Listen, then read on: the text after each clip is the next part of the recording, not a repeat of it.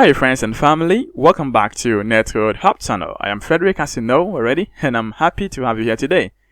In this video, we are going to talk about creating resilient and robust .NET 8 Web API. Actually, it is not only .NET 8, .NET 7 and below. Yes, so creating Web API by handling exceptions using iException handler or custom middleware. This is a second video to the one I've done already. We spoke about implementing retry and our wait and retry policy in Web API. The whole concept here is to create a robust and resilient Web API. Now, a robust and resilient API is any API which is designed to handle issues, exceptions, and which can maintain itself without even the knowledge of the user. Okay, so in that we spoke about by handling exceptions very well. Also, having a retry and a wait and retry policy, having timeout, circuit breaker pattern, and a lot. Okay, so we started this going through this, and I have a video, first video, whereby I explain implementing retry and a wait and retry policy in that. And in this video, I'm going to talk about handling exceptions using iException handler or custom middleware. As usual, if you are new to this channel, then check the playlist. We have a lot of informative content for you. Also, make sure you subscribe to this channel and I'll hit on that like button as well. And also, I do offer coaching or mentoring sessions to people who are interested and want to improve in their .NET skills. So if you want to do that, then check the video description. I have an email in there. You can write to me through it. Alright. Handling exceptions or errors that may pop up in your application is very important because it improves the user experience. It is not all errors that you want to get it to the user directly as it is. Some errors you need to hide them and now customize that error and now display something to the user. And in this case, you can handle that using an iException handler or the custom middleware. So I'm going to take you through both and I'll choose the one that suits what you're going to do. Now, iException handler is typically used when you want to centralize place to handle exceptions within your application. It also allows you to customize the error response and now logs errors globally. So with the iException handler and also the custom middleware, both support custom error response, and now you can also log errors globally. The key difference here is with the iException handler, this method is invoked when an exception is thrown, and with the custom middleware, it provides more flexible and extensible way to handle exceptions. So you can create your own middleware class to handle errors and add custom logic. So maybe if you want to check whether the user is authenticated, you can actually do that in your custom middleware, but you cannot do that in the iException handler. So take note, the iException handler is raised anytime an exception is thrown. But with the custom middleware handler, this gets invoked as soon as the app starts. And in that, you can add a lot of custom logic to it. Okay, and I'm going to show you both so you can choose the one that suits what you're going to be doing. That's great, isn't it?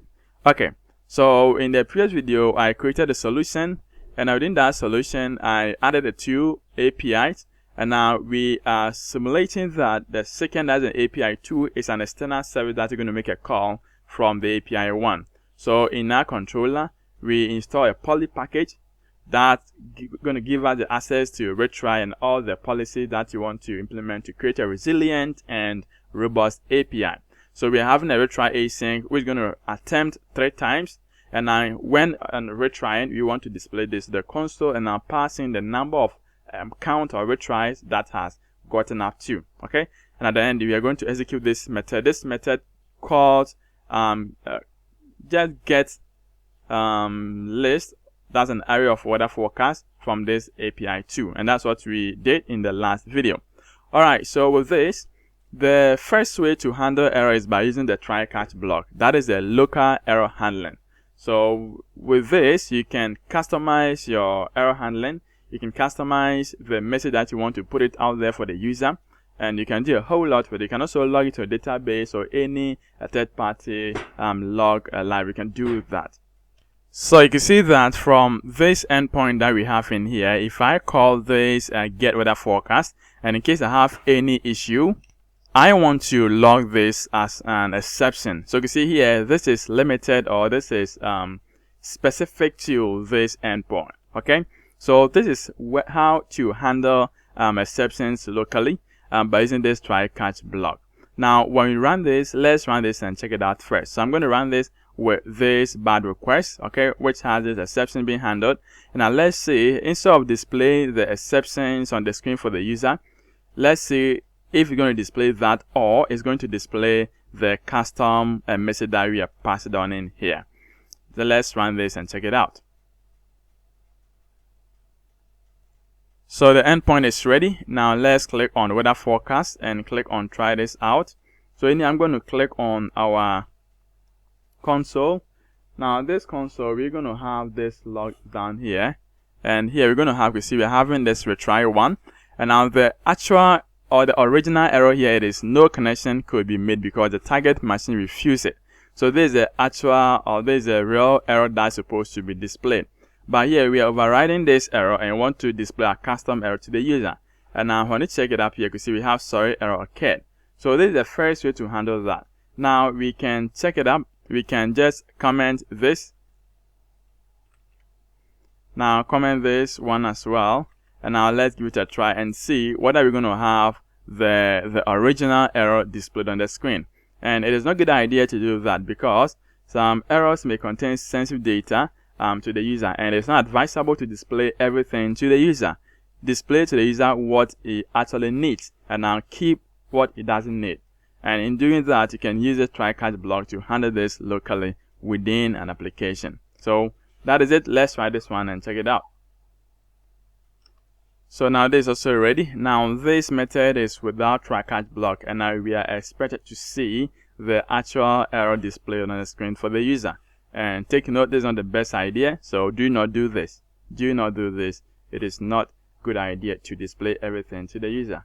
Okay, so make sure you display what the user needs. And I can see from the controller we are having this, and we're going to have the same issue in down here. You can see no connection could be made because the target machine actively refused it. And this is not the best way to do it. So use try catch block to handle exceptions locally, and now customize the format to be displayed. Great. Okay. Now aside from this, we have this is used in to handle exceptions locally. What of globally? Now let's say it is not all the method that you're going to be using try catch block, try catch block, try catch block, isn't it? So if you want to handle any extra exception or any extra code which was not surrounded with try catch block, that is where you use the global exception handler. Okay, and now this time around you're going to use the interface of exception handler. So in case there's no try catch block, then exception handler is going to take in place of it. But when we have try catch block, then exception handler will be skipped because it's going to be checked. Do you have any? Are we handling this exception locally? First, if it is, then skip the global exception handling. But in case there is no local exception handler, then please check or use a global exception handler. Hope this is clear. Good. Now let's create that first. Then afterwards, we create the custom middleware. So before we create that, we want to customize our display. Formatting is very important, so we want to format a way that you want to display the error message to the user. Now, aside from this, we want to handle any extra exception that is not being taken care of by using this try catch block. We want to have a status code of 500, that is the internal server error. So aside from the customized or the local exception handling, we want to handle any extra exception that's going to come out as what? An internal server error. So with handling the global exception, you need to specify only one status code. Okay, and here let's see how to do that. But before we do that, I want us to create a class or a model we're going to be using to format this. Now I'm going to put it down here anywhere.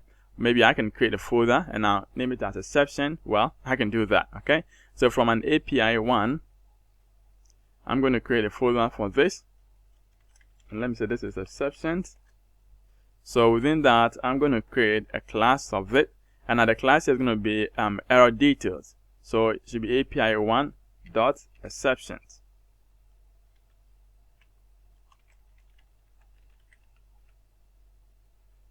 Okay, so I have the name here, and now there is a class. It has the status code, and it have the message that you want to display to the user. Now in that, you have this method that's going to convert this into a string for us. That's going to serialize this model into a string, because you cannot pass model here into the HTTP context. What you can do here is to pass in a string, and before we can convert model as a string, we need to serialize it. That is the reason why we have this two string method. Yes, I wanted to say two strings. No, it's two string. Yes, that's great. Okay, then we are going to serialize it. So this here is referring to the context, and that's what you're passing in here. Very simple one. Clear. Okay, so now that we have this model, what the next thing to do here is we're going to create our exception handler, and now this is going to be in the same folder. I'm going to create app exception handler. So this app exception handler, this is a namespace, should be API.exceptions.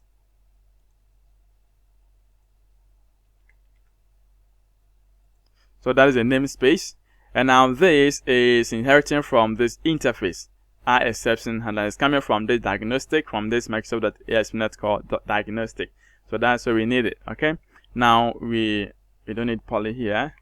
So we have this exception handler, and now in that it has a default interface that we need to implement.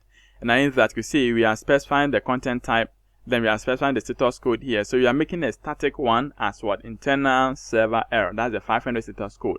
We're going to specify one status code for this.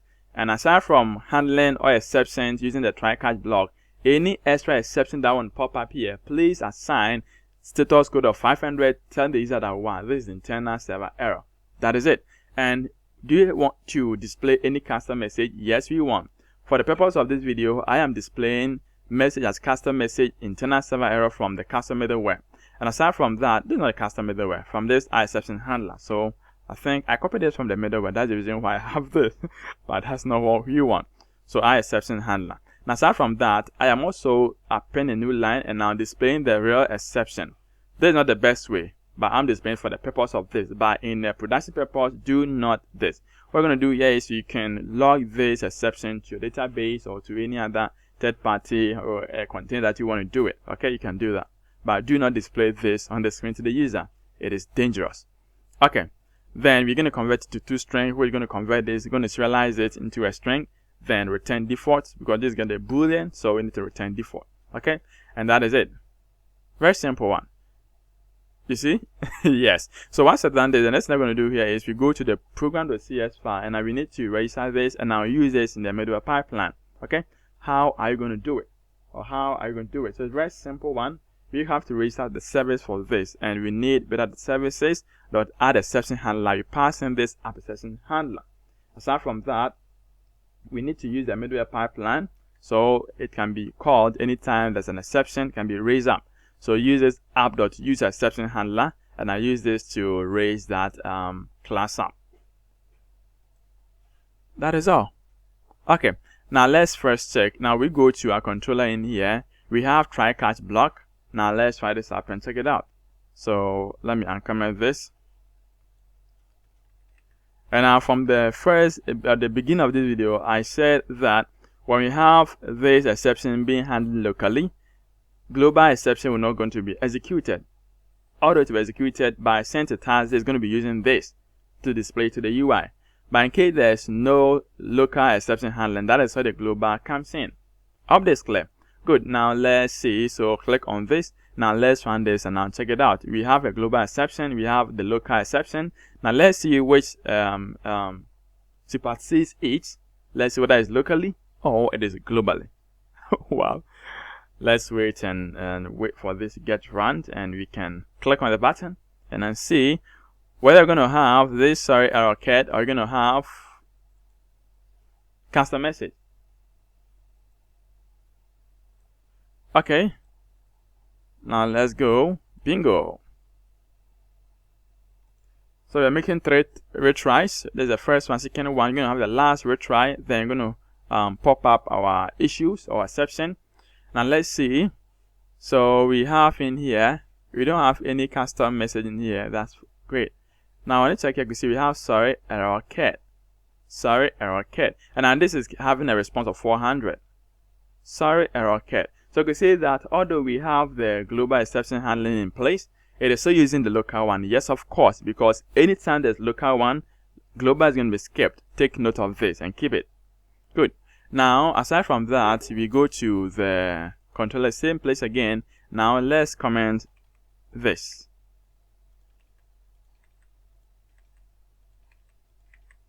Have we done that? Now, this open is opaque, empty. Okay. So, exception that get in here is going to be popped up. Yes. And now let's see if we're going to handle that globally. Let's see. Now let's check it out. So I'm going to click on this, try this out, and now let's see. So from our console, we must have a first, second, third retry. Then we must have a pop-up of our exception. Let's see whether it pops out to the console or to the UI. So that's the third retry, and the next retry here, we must have an issue. Yes, so we have this an error from this section. And I want to check it out. You see we have an unhandled exception has occurred while executing this request. Okay, so there is a exception, no connection could be made because the target machine actively refused it. So there's an exception. Now let's check it up here and see. So you can see from the user we have the status code of 500. That's the internal server error, and that is what we have in here. Now there is our message. So you can see we have custom message and so internal server error from the exception handler. And now there is the actual message that you want to, or you have to log to database or to any place at all. And it is not advisable to display this to the user. But for the purpose of this, I got to show you this. So you can see we have the same thing repeated in here. But this is what we want to display to the user. So you can see this is a nice way of customizing or formatting your exception to the user without displaying the actual exception. Because it could lead to some hack. It could lead to some threat posed onto your system, and it's not good to do that. Good. Now that you are clear with the exception handler, how do you implement the custom model pipeline? You know, custom model pipeline provides a flexible way to extend the exception. So you can see with the exception handler, all that you need to do here is log it or to get raised anytime an exception is being thrown. But with the middleware pipeline, it is not only an exception. You can even check the context of the HTTP content. You can check whether it is authenticated. You can check a whole lot, okay, in that. And it is actually broad one than this. Let's see how to also handle an exception using this middleware pipeline. Okay, so I'm going to close this one. Let's close this too. Okay. Now, with the middleware pipeline, the same approach happens in here. If I use try catch block, exceptions are going to be handled locally. If I undo this like what I've done here, exceptions are going to be handled globally. So you want to focus on the global one using this middleware pipeline, okay? So we're going to also create the same class in here from this exception handler. And now this exception handler, I'm creating a class known as a custom exception handler. It's going to use the same model that we created in here. So we are not creating a different model. And now this is a partial class which takes in a request delegate as a next, because it's going to execute the next one when it steps into this. After stepping out, it has to execute the next context.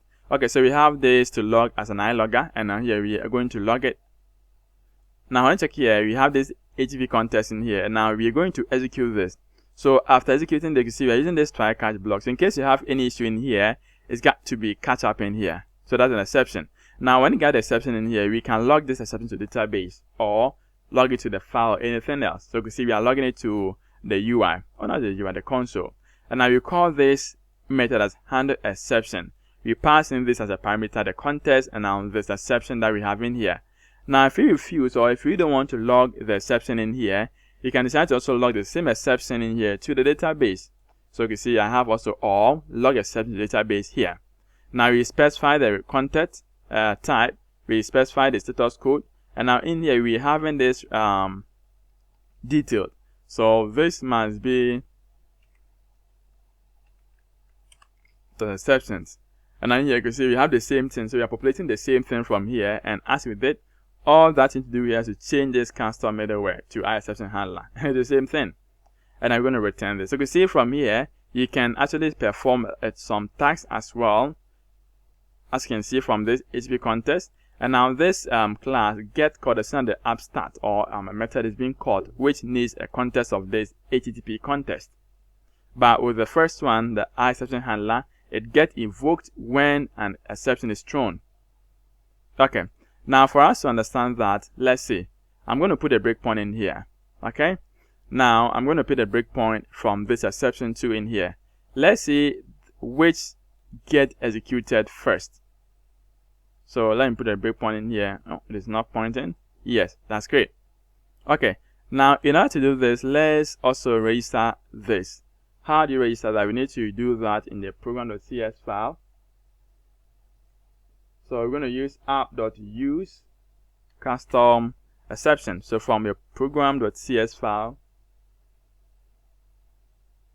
let's see. So put it down here. Okay, so we have this middleware also added. That's great. Now you're going to run this. We have a breakpoint point out to the 2 method, and now let's see which one gets executed. Now let's click on the weather forecast, and if I click on try this out and I execute, let's see the point is hit, and I could see this custom middleware pipeline has been hit. So anytime there's an instance of this context available, this method get hit, because here is the middleware that we will know. And now we have this next, so it has to execute this context first. Now let's see, so click on continue, and now when we have an issue in here, when we have an error, that is where the exception handler gets invoked. So let's see, it is executing, and now let's see this from the exception. You can see this is not hit, but let's wait and now check it out when we have the error in here. Yes, and you can see that as the exception is thrown, that is where we have this. Now when you check this, you can see we have the exception thrown in here, and as soon as it gets thrown, that is where this method gets invoked. So now you now see the difference, right? So the middleware get executed when the app or when HTTP context is being initialized and start to work, while this method and app exception or this exception handler get executed when exception is being thrown. Okay, now let's click on continue, and I could see we are having the same response from the middleware. So you can see that we are arriving at the same thing from the same result using the custom middleware and also the exception handler. So you make sure you choose the one that suits what you want to do and now integrate that. Alright, so that is it. In this video, we've able to look at how to handle exceptions locally and globally using the middleware, the custom middleware, and also using the exception handler. That's an interface. Great. Alright, so that is it for this video. The next we're going to talk about a different thing, a different policy, which actually help you to create a resilient and a robust API. So then, take care, and I'll catch you up in the next video.